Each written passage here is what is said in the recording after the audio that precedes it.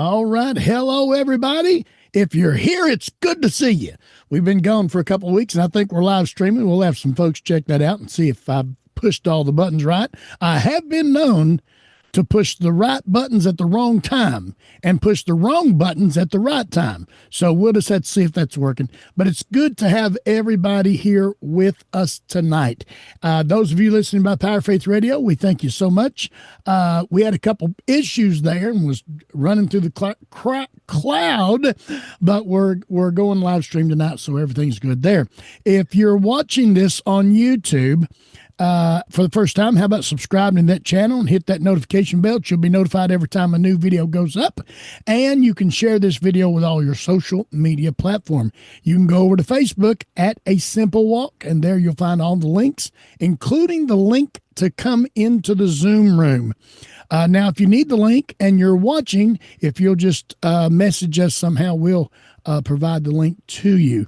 And let's see, send us an email at outreachnoah@gmail.com.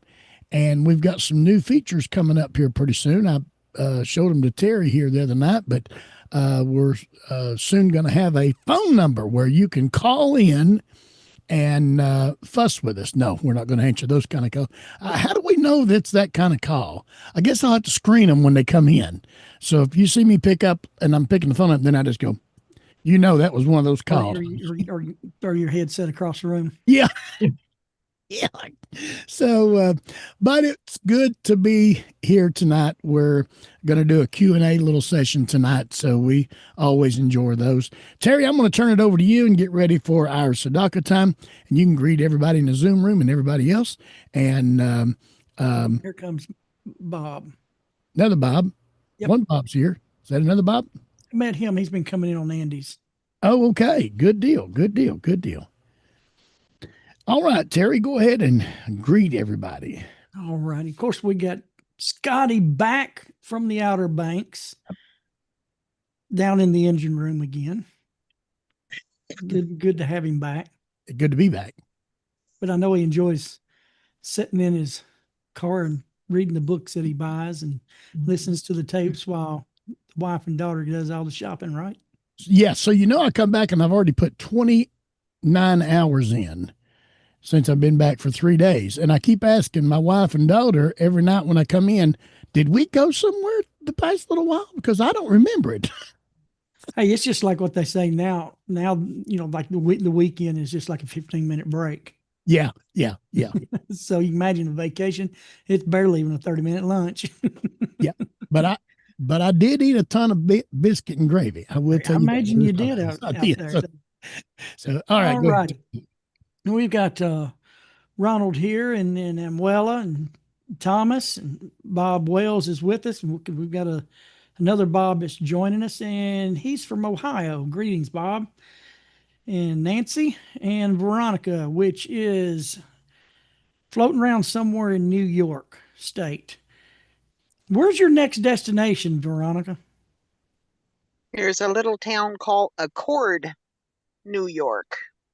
Cool. And don't ask me where that is, because off the top of my head, I can't remember. It's just right down the road, right? Not too far away, I don't think. I mean, that's what we say down here. It's just, it's right down the road. It might be 10 miles, might be 20 miles, or might be 30 miles, but it's just right down the road.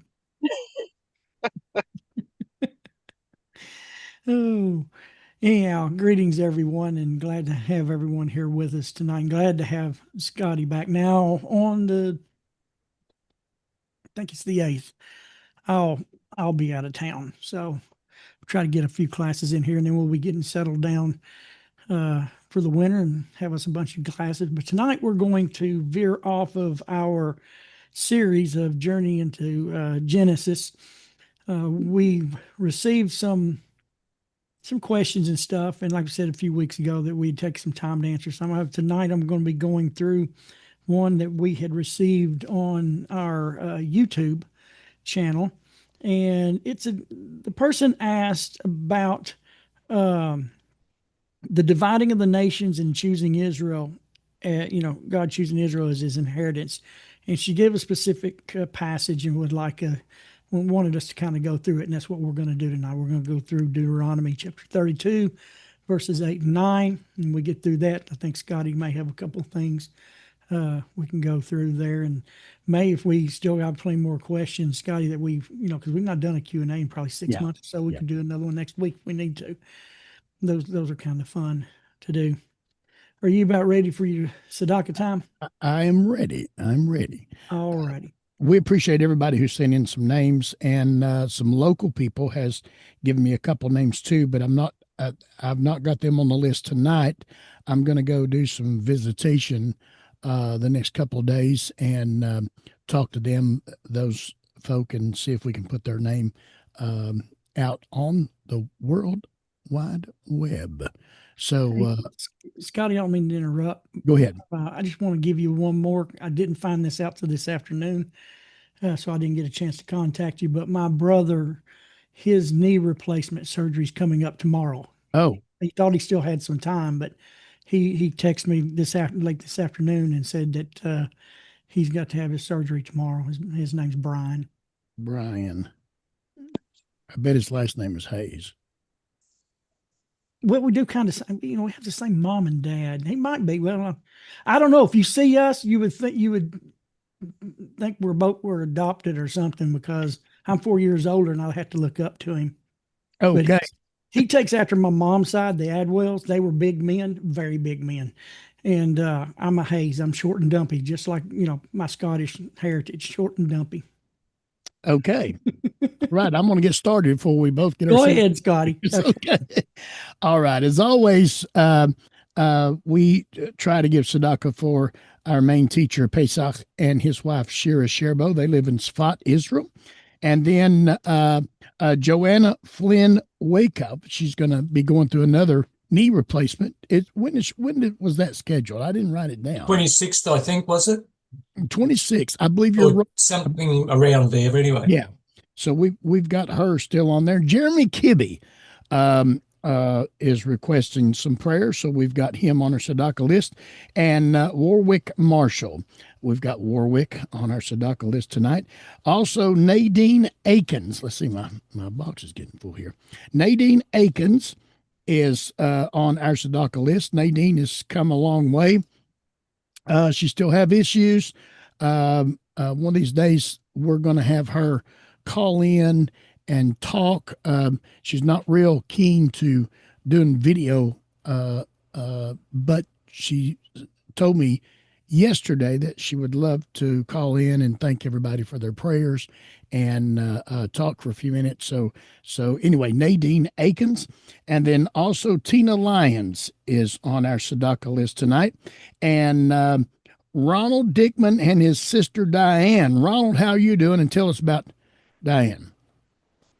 I'm doing pretty good at the moment. The medication's helping a lot with the pain issues, so I'm doing a lot better. My sister Diane, well, she went home last week, but she'd come down from interstate to visit me for 2 weeks. She wasn't terribly agile and still a lot of pain, and with the back issue mainly, but she just needed to get out of home and go somewhere and just kick back. So she came down and stayed 2 weeks with me, and we had a really good time. She's still struggling a lot of the time, but we got through it, and she enjoyed her visit. All right. Good deal. Good deal. Well, we're going to keep her on our tzedakah list. And then also tonight, Amuela. Somebody always sends it in $1 for you, Amuela. That's your dollar going into the tzedakah box. And then also Thomas Schaus. Thomas, you are on our tzedakah list. They send in $1 for you. And also our traveling, what is that, traveling goy? Is that what she said she was? Traveling nomad. No, what are you, Veronica? Wandering Goy. Wandering Goy. See, you got to remember, Veronica, I'm from Tennessee. So if we don't know the words, we make them up as we go. So, so we're giving tzedakah for Veronica and her travels. And then Brian Hayes, Terry's brother, is going in for knee replacement tomorrow. And then on our, hold on just a minute, on our blessed memory tzedakah list. We have tonight Gene Franklin. Gene Franklin. I'm going to tell you a little story about Gene real quick before we go to prayer. Gene passed away during the during the time of the shut-ins and all that stuff that was going on, and he had caught a condition through the ventilator they had him on, and so he passed shortly thereafter. But there was a lady that lived down the street, and the city had, she's. I got to watch how I say fairly old because I'm getting fairly old. I have to watch how I say that. But she was getting where she couldn't mow her grass and she couldn't afford to have nobody mow it. And the city had put a sign in her yard, you got to mow your grass. And so I was leaving the house for work about 6:30. It's still what we call here in East Tennessee dusky dark. I hope everybody knows what dusky dark is. And he was walking from her house, coming up to his house, and he had been out mowing. And I said, Gene, where you been this early mowing? And he said, I just been down the street. And so that's all he said. So he went on up to his house. We talked for a minute. He went on up to his house. And as I left going down my street, I seen that lady's yard had been mowed.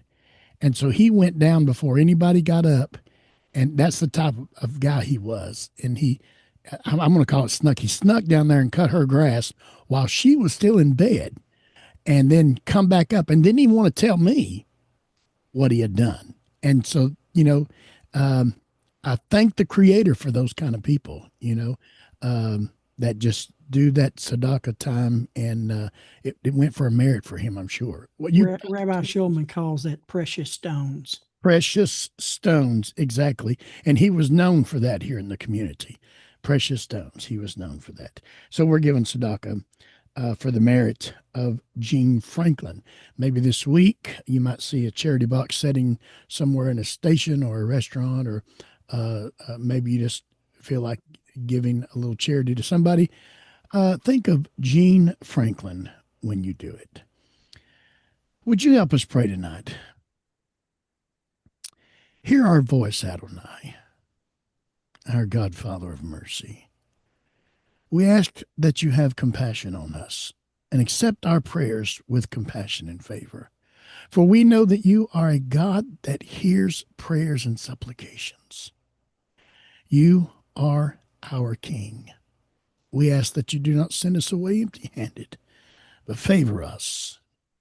We ask that you answer us and listen to our prayers. Amen. Amen. All right, Terry, are you about ready to get into that question that you was given? Yes. And somebody already asked on the radio, could you go through that question again? Yes, I will. First, though, Scotty, I remember a couple of weeks ago we discussed, were we going to discuss our sources, or was going to provide a link or something? I can't remember. Something was mentioned a couple of weeks ago. Yeah, I'll tell you what. Let's cover that, what you have tonight, and I have. Well, I mean, we didn't like to go through the sources or anything tonight. It popped in my head as yes, and I do have that wrote down here. And let's plan on next week having a Q&A on the sources, why we use them, and where we get them from, and who they're from. Go ahead. What was you going to say? That'll be a good matchup with what we're doing tonight. Okay, good deal. I feel so. Okay, all good righty. Deal. I'm going to put you on speaker view there, Terry. All righty. Like I said, tonight we are taking probably tonight and next week, God willing. We're going to be taking a break from our journey in Genesis. We are up to Genesis chapter 2, verse 8 or so there, and we'll get back to that in a few weeks. But just taking a break, doing some Q&A.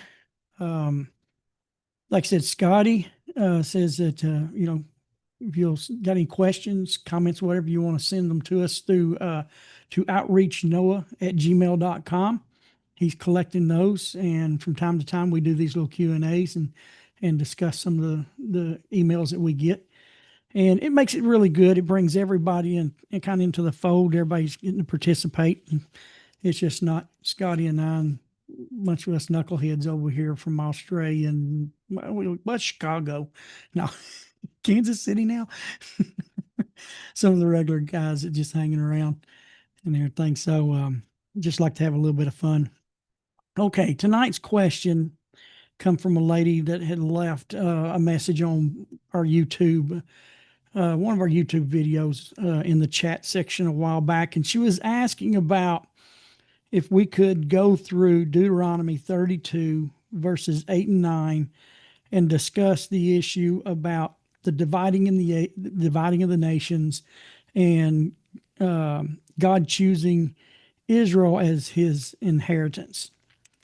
And so tonight we're going to begin with, and again, my resource is Rabbi Hirsch's commentary. Of course, we've been using Genesis. This is on Deuteronomy, and he's my go-to rabbi.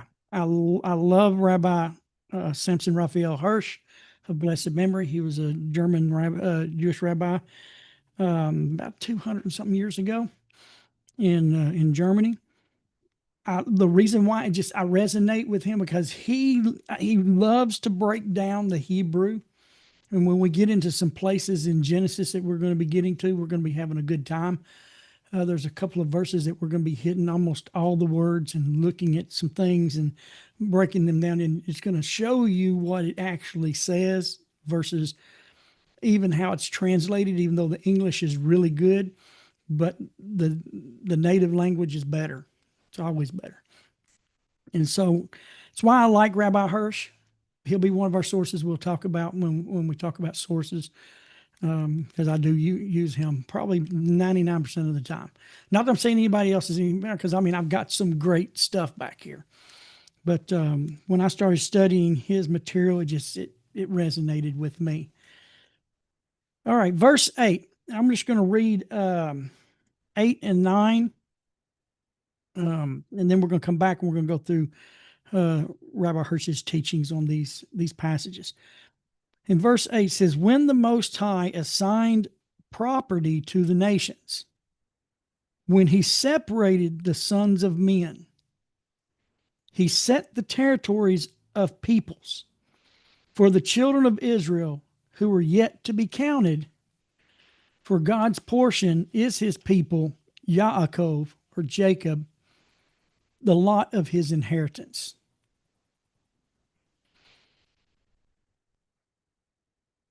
In verse 8, he starts out, Rabbi Hirsch starts out, says, the reference is to the time when God, who was recognized by the nations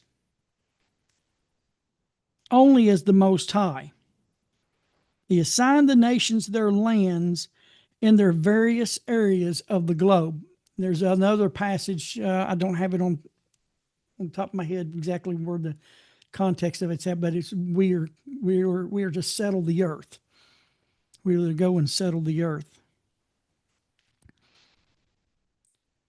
He goes on and says, the difference between these lands and the unique characteristics of each one of them influence the physical and intellectual traits, languages, occupations, manners, and character of the inhabitants of those lands.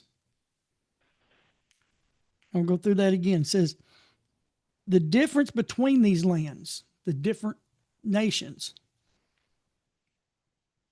and the unique characteristics of each one of them we're talking about the people of the different lands, was influenced the physical and the intellectual traits, the language, the occupations, the manners, and the character of the inhabitants of the land. As a result, mankind, which was homogeneous in its origin, for all men are descendants of Adam, became diversified and separated into nations of many kinds. And each of these nations was the product of its land. You know, when I first read that, he goes on, he says, and came to manifest different aspects of the human character. when God assigned nations their lands and separated men into peoples. The land that the people settled impacted the humans that were on it. It affected their characters. It developed different traits. I mean, and if you I got to thinking about this as I read that. I'm going to pull up, like, when you think of Russia,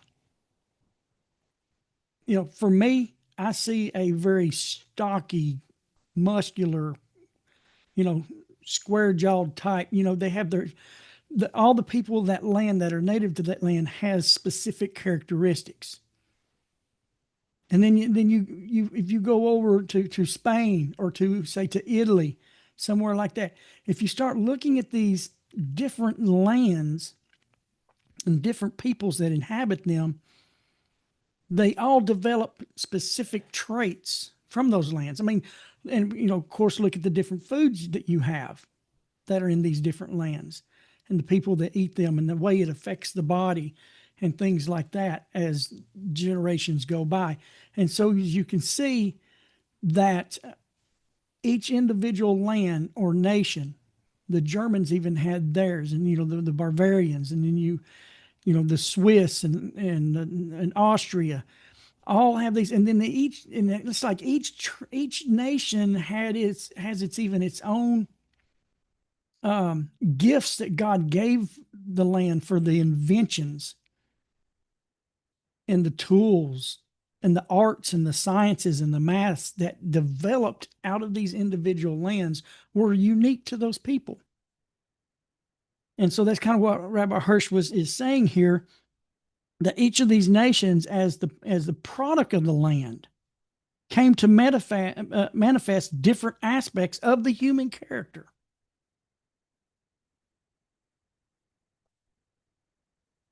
He goes on to say, he set the territories of the people and he prepared the territories for the children of Israel who were yet to be counted. He allowed tribes of various peoples to take possessions of a complex of territories where these people would go through and possess, undergrown by all the nations of the world. While they mastered the land mastered them. Again, that's really interesting. I've got a book over here that I accidentally came across in a really cool bookstore in Asheville, North Carolina, and it's a book about the South, the development of the South. It was written in the 40s, and it is the development of the South before the Civil War and after the Civil War. And he was talking about, I'm in the section, long time before the Civil War. I'm in the section of where they're coming in. The peoples are coming into the South, and they're settling the land. They're cutting the trees. They're building houses. They're making farms. And if you go like over in Eastern Tennessee and stuff where Scotty is at, and Kentucky where I'm from, and I'm also, my heritage on my father's side comes from Middle Tennessee and North Carolina as well, all in the same area. We were settled by the Scots-Irish who came over, who a lot of them were farmers in different places like that. They had farmlands. They lived in the hills of the Highlands, and then you had Ireland. And you got all these people, and they're coming over, and they're breaking all this new ground, and they're shaping the land and the language. The Southern drawl, the Southern language comes from the Scots-Irish accent, and it developed out down through the Appalachians. Wish Joanne was with us tonight. She can share probably some of that. She lives up in the hills of North Carolina. But anyhow, so we can see how those lands, like in America, we're this huge nation. But if you look at our lands in spots and where certain peoples from certain areas of the world came and settled, you can see the impact of their languages and how it even, evolved, and the type of people evolved, come up out of the sticks and the woods of the Appalachians and the farms of Tennessee, and then the development of, you have quite a few Irish and stuff has settled, like, Boston and all that area up there in the big cities. And so it's interesting that he made the comment that while they mastered the land mastered them. And that's a really, I mean, I'm from the South, so that's the main thing I can talk about, how the land of the South is very personal to people. And so you can kind of see how, yeah, we came in and our ancestors mastered this land, but over a period of time, the land mastered the people. So their land, it says, but it was not given to them as an everlasting possession. Now, this is talking about this certain area that Israel was going to eventually own. It wasn't given to them as everlasting. Rather, and from the outset, it was destined for a people that was still in the very early stages of existence, present only as individual members of a single family. We're talking about Israel. In verse 9, it says, for God's portion is his people. And it says, Rabbi Hirsch goes on, it was not God's will that the children of Israel should become a nation in the land that was destined for them and develop into a nation according to the conditions and the influences of the land. It wasn't his will for them to the land of Canaan that he gave Abraham and them. It wasn't for them to go into the land and master the land and the land mastered them like he set it out for the rest of the peoples of the world. He had a different goal for Israel. Rather, unlike the other nations, they became a nation before they possessed a land. And only after God made them a nation did he bring them to a land destined for them and commanded them to possess it. See, the land is not to possess Israel.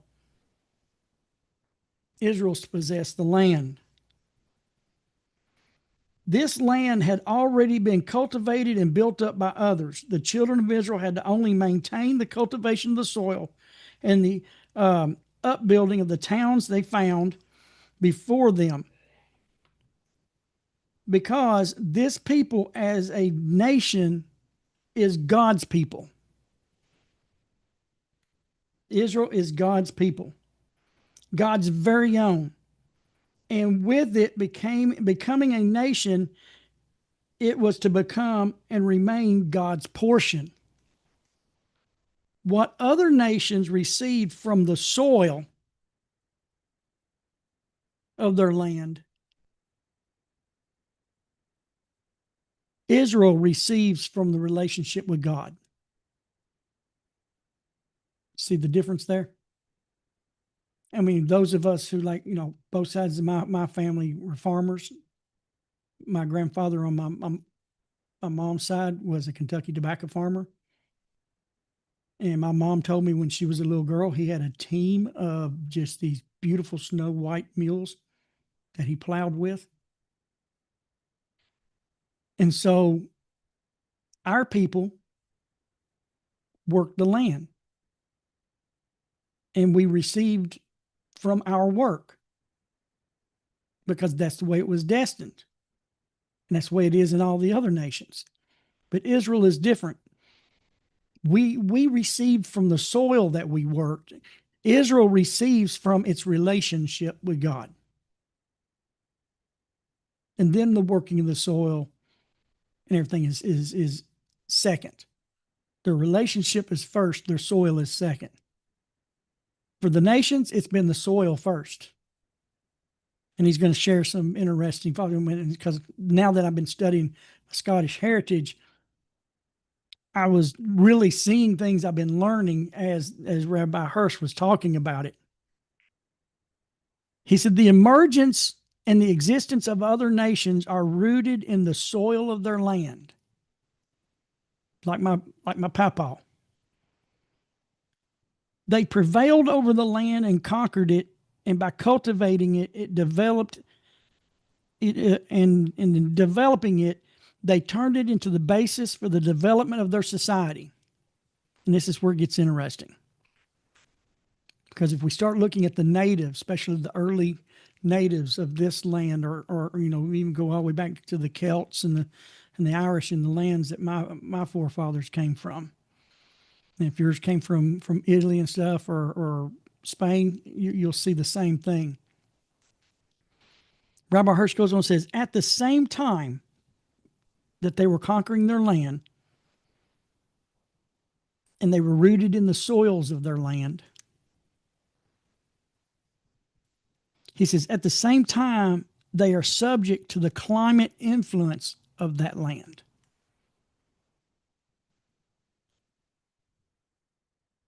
The climate conditions of a land determine the physical, intellectual, moral, and social development of their culture. They therefore came to deify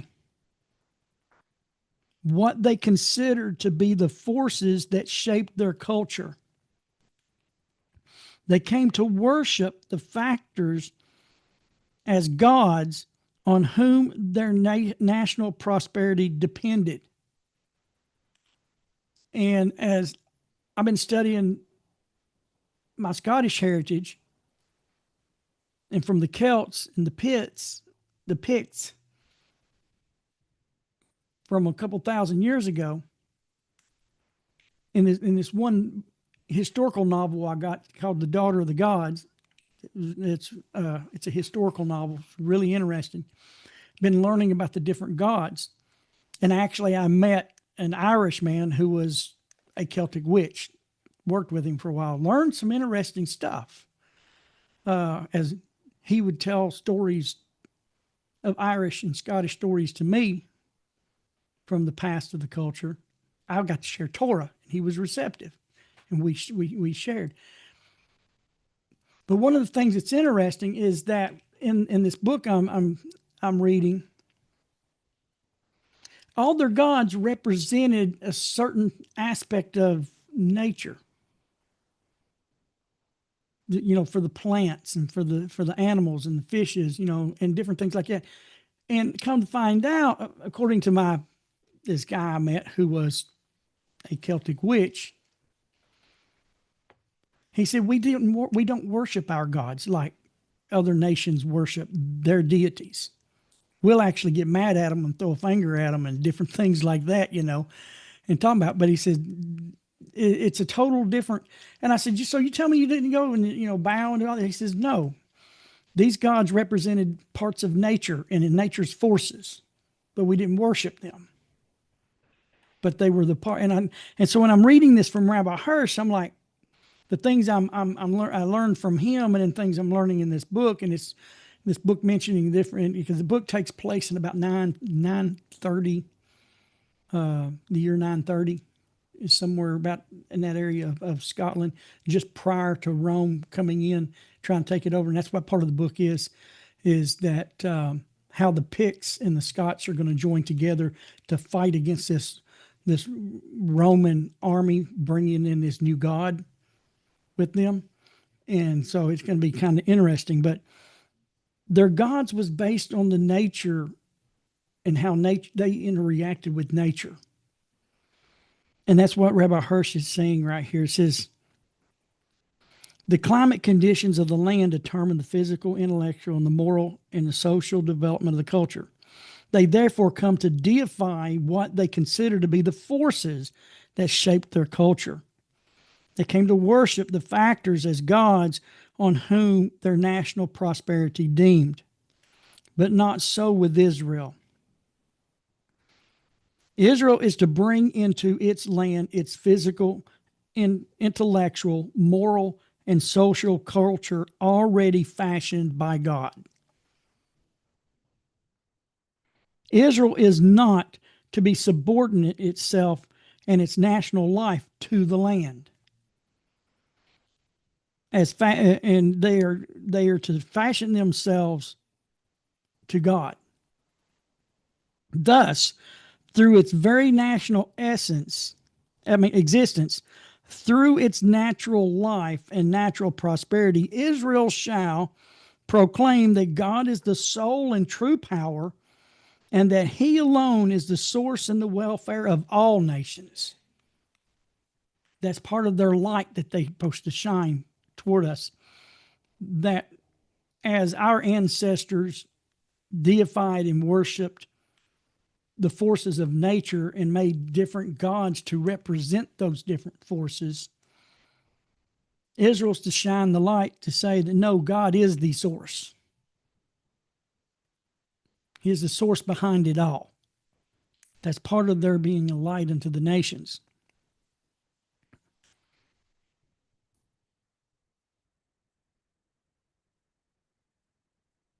Rabbi Hirsch goes, says, for this reason, the root of this nation is not called Israel, but Yaakov, Jacob. Matter of fact, when you go to Isaiah chapter 2, when all the nations will be flowing unto Israel, saying that we're going to come and learn the ways and walk in the paths of God, it says that they will be coming, to the temple and to the God of Yaakov. That the nations will be coming to the God of Yaakov, the God of Jacob, in Isaiah chapter 2. This nation began as a family of individuals who, as Yaakov, were without a land, without a homeland of their own. As such, they had to drain to the dredges of the full cup of bitterness handed to people who have neither a land nor a home of their own, and who must live in the midst of a nation that glories in its land and its sovereign power, a nation that knows nothing of the innate and inalienable dignity to which every human being is entitled. In the view of the nations, homeless and landless people have no rights. And we've been seeing this really explode in our view. I have to say that the country that I'm born and raised in, the beloved country, America, United States, fits this. It says that Israel has to live, like right now they're having to live, who must live in the nations that know nothing of the innate, inalienable dignity to which every human being is entitled. But it says he glories. They live in the midst of a land that glories in its land and its sovereign power. Listen to some of the country songs we have about our land, glorying in our land, in its power, in its force. It's like as I've studied this, I can really see certain aspects of how our land fits what Rabbi Hirsch is saying here as the nations different from the land of Israel, or the nation of Israel. Yaakov was hanging on to the hill in regard to all the values which other nations define their strength and greatness. Without land and without power, he was untrained and undistinguished in the inventions and the arts and the sciences and the skills that human spirit acquires in its struggle with nature and its competition with other men and nations for the upbuilding of an individual and national life, achievements in which the human spirit celebrates the triumph of human greatness. Yaakov didn't have this. Rejected by the Council of Nations because of his poverty and lustreless appearance, Yaakov fell, as it were, to God as his only inheritance. The other nations had no use for God, and even less use for his Torah. They looked to other gods who supposed favors, and they imagined they would make them great. And above all, they had other aims and other motives in which they sought the regime of their lives. In a society that began with construction of a tower of man's glory with the triumphant cry, "Let us make a name unto ourselves," there was no room for a life built on God's dictates or of morals and sanctification, of truth or justice, loving kindness.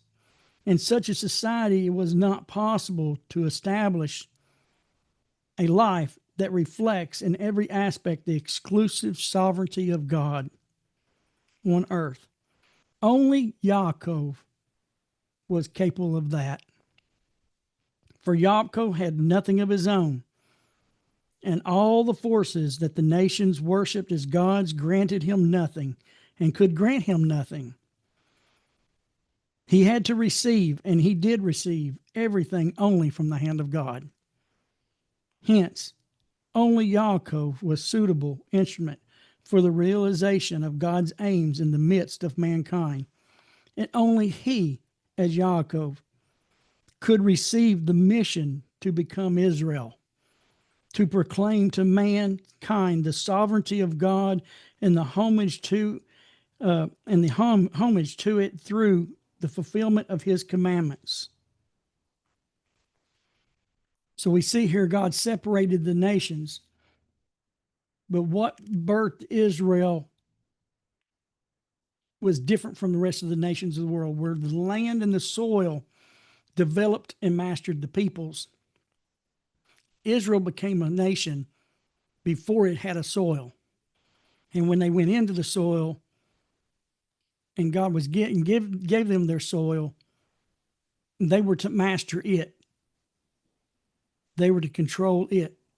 And there are even commandments. When you read some of the commandments that God gives Israel, you can see these things when it comes to the planting of trees and fruit trees, and the land Sabbaths that they were to keep, and different things like that. So God rose up the peoples of the lands. They developed in a completely different format than the nation of Israel did. Because only Israel, because of their forefather Jacob, they fall to rely on God.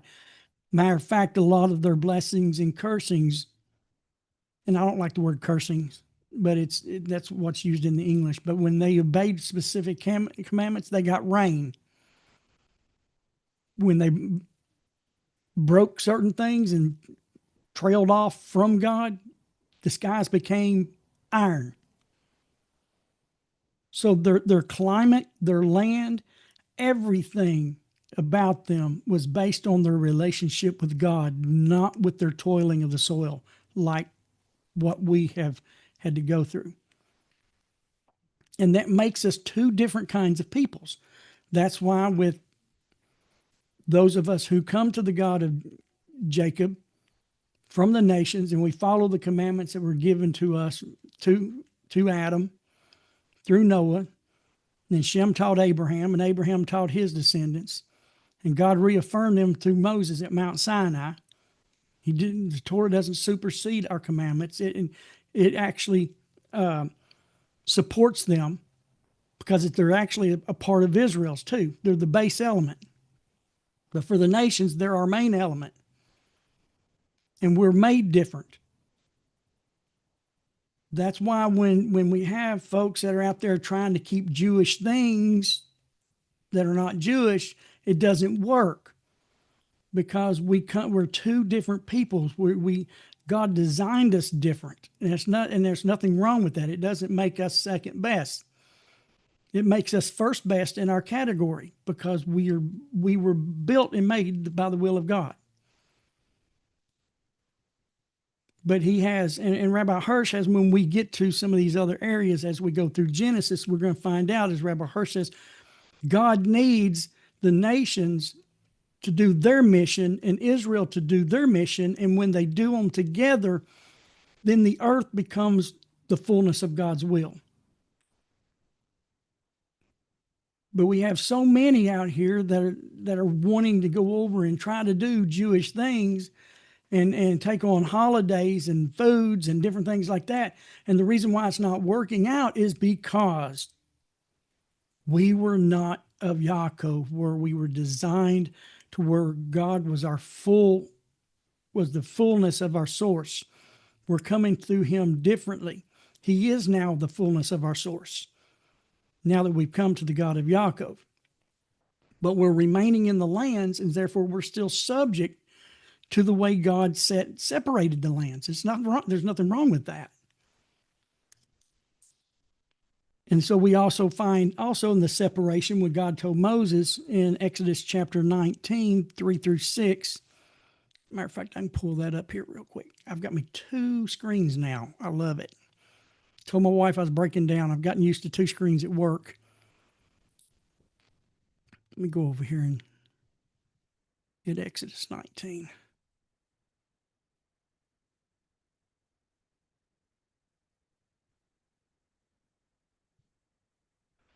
Exodus 19, 3-6. Because the lady that was asking this question was talking about the division. Moses ascended to God, and Hashem called out to him from the mountain and saying, "You shall go to the house of Jacob," Yaakov, "to the sons of Israel. You have seen what I've done with the Egyptians, and I bore you on the eagle's wings, and I brought you to me. And now, if you obey me and keep my covenant, you shall be unto me a treasure out of all the peoples, for mine is the entire earth." So he doesn't exclude the earth. He says, "You're a treasure of the peoples, for mine is the entire earth." Just like in Ezekiel chapter 18, verse 4, where he says, "All souls are mine." So God's not playing first best, second best here. He owns us all. He just develops us in the way he wants us to be developed. In verse 6, it says, "You shall be a kingdom of priests, a holy nation. These are the words that you shall speak unto the children of Israel." So we see here, even at Mount Sinai, that this comes forth even from Yaakov's troubles of being homeless and then relying on God, and God's going to establish a nation through him, through his father Abraham and Isaac. God is going to make them a kingdom of priests. What good is the priest if they don't have a congregation? Well, the world is the congregation. They're to be the light. They're to be the priesthood.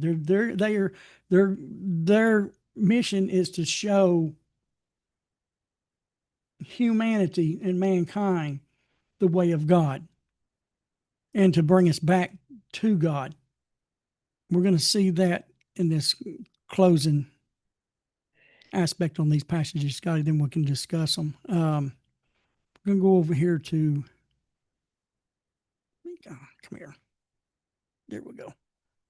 We're going to go over here to Zechariah.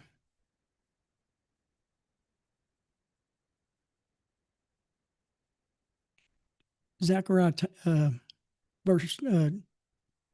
chapter 8, verse 23, which is a very popular verse.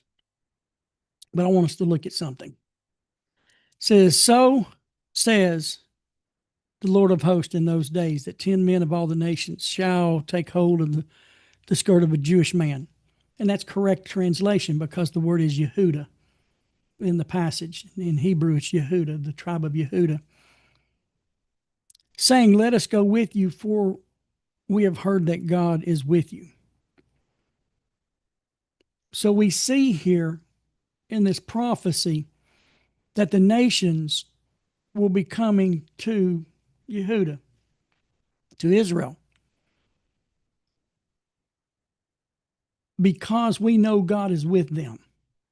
We've seen out here in these other lands and other peoples, God takes care of his creation, but he is with Israel at a level that he's not with the rest of the lands. But those who come to him, in what I call convert to the God of Israel, not to a religion. You convert to the God of Israel, just like Naaman did, just like Jethro did. We come to Israel because God is with them. And what does this mean? We come to Israel so they can show us who God really is and what he expects of us and how to walk with him. And so that's one of the reasons why Israel and the lands are divided. Israel is separated out. They're not counted among the nations because they are the priest of the Almighty God. And part of their job is to show us the way. And with us being separated by God into our own lands, and we created our own characteristics, our own native traditions and of the different lands, whether you're, like I said, if you're from Russia or New Zealand or Australia or the United States, the land fashions the people that live there. And there are certain things that develop, and like he said, like Rabbi Hirsch said, the peoples came to manifest different aspects of the human character. So by God separating the nations, the full human experience can be experienced, because not every nation doesn't contain all of what humanity is. But when you take all the nations and you bring them together, then we, as if you listen to our studies on Genesis there, and then we become the Adam, which is a species. We become the Adam. But God separated us all, and then each land developed characteristics of the human being that wouldn't be developed if all man lived in one hut, per se. So God separated us all, and our individual lands developed certain characteristics that another land wouldn't develop. I mean, we can look at that. I mean, we can look like Germany. Look at how the people in Germany are very brilliant with mathematics and certain things with engineering and things like that. And you have other lands who are just like amazing with cultivating lands and knowing how to properly raise fruits and take care of the land so you don't burn it. And then every land has its beautiful human experience. Then you have Israel. That's not like all of them. The land didn't develop them and didn't develop their characteristic. God developed their characteristic. Their characteristic came through the relationship with him, not the relationship with the land.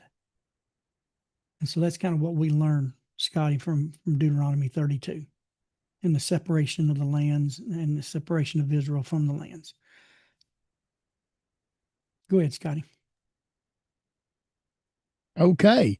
I think that covered it pretty good. Just as you was mentioning, I wish Joanna was here. Joanna was coming in. Joanna, gosh, her ears were burning. Yeah, I missed a bunch here. I can tell that. Oh, we were just talking about mountain folk and developing lands and stuff from our heritage. Well, I still missed a lot because I'm a mountain folk. You're mountain folk. My people have been here since the 1700s right here in this county. So, yeah. I met a man at the Scottish Festival that his family was the first family to settle Blount County. They just never left. So there's a lot of y'all folks over there. Yeah, we got a lot of history right here. That's for sure. All right. Well, Terry, Got any comments, questions, or anything? No, we got some questions, that I formulated from actually since we started into Genesis. But if we get on any one of those, I'm going to promise you we'll be here for another hour because I know how much you love to get into these. But let's do a Q&A next week. And I've got some great questions to start off with. And how about that? How about if we go? That sounds great. Okay, good deal. Good deal. All right. Well, Terry, thank you so much. I know that took a lot to get that together and to cover that. We hope it's answered that question. Who was it that had that question now? I Or, think it or- was do we want to say? Sharon, I think somebody. Okay. I was going through the video. I always like to go because it's like 2 or 3 days later after the videos are posted that the comment section actually you can view it. Mm-hmm. And so I was viewing one of the classes that we did and just checking to see if we had any comments. And she had left the question on Deuteronomy, asking if we'd cover Deuteronomy 32, 8, and 9. Okay. And so I decided, actually, I guess before you went away on vacation, that it was going to be one of these weeks because like I said, we've been talking for a while, doing some Q&As. And like I said, outreachnoah@gmail.com if you got questions, and it doesn't have to be necessarily pertaining to what we have tonight. If you've got some questions that you've been stirring in your mind from your own studies, shoot Scotty an email, drop him some questions, and we'll be working those into future Q&As. So while I was on vacation, and I'm going to talk about this in the future a little bit, I love wearing my shirts, my Deut shirts. So brings up a lot of conversations. So we might cover that here in the next few weeks as well, because I got a couple of them that was some pretty good calm discussions. That's the ones I like, the calm discussions. So Terry, thank you so much. Well, and I want to drop one other thing. So Okay. Scotty and I were talking the other night, and oh, by the way, Scotty, I'm going to be talking with Pesach tomorrow. I mean, not tomorrow, but Sunday. good. Okay. I had a question I sent him, and he said we need to talk about that, and so we're Okay. we're gonna get. I hadn't got to talk to him face to face in a long time, and so it's gonna be good to talk with Pesach. Pesach Sherbo's our teacher, lives in Safed, Israel. But Scotty and I were talking about different things. Outreach Noah originally started out when Pesach and another rabbi in Israel set Scotty and I forth as teachers and, under them. We started out kind of a podcast style, just the two of us. We'd take a topic and we would discuss it. And we were thinking about bringing some of that back here in the near future. And so another idea, if y'all want to be thinking about it, there on Radio Land and YouTube Land, Bob P, if you've got some topics that you would like Scotty and I to do a podcast discussion style, let us know. Yeah.